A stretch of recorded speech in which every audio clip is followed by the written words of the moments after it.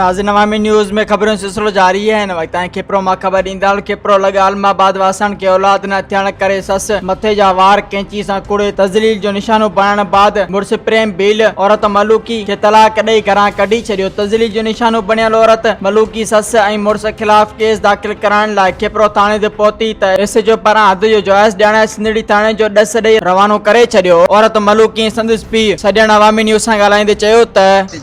मुझे वार कटे छड़िया हां छोकरे जी शादी बेन कराई के चार तू वनी हल तो औलाद कोन तो तू बीमार आई तू असा के लासो आई कंदे असा के घर बैठो असा के मानु बेन कोन ता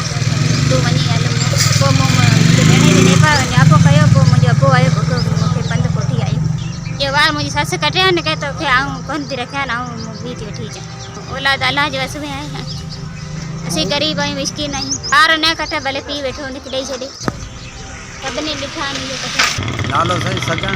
बैठा आहियूं आलमाबाद उधर मसलो साईं इहो त मुंहिंजी निकिरी पढ़ाई के 4 साल थिया आहिनि औलाद कोन्हे को बार बार पूरे तलाक ॾेई छॾी ॾिनी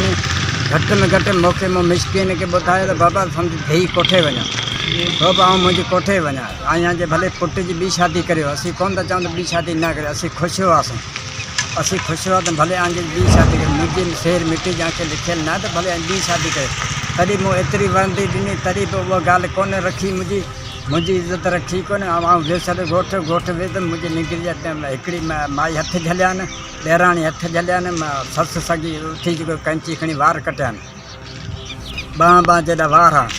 त 3 ॾींहं मूंखे अचे नियापो मिलियो त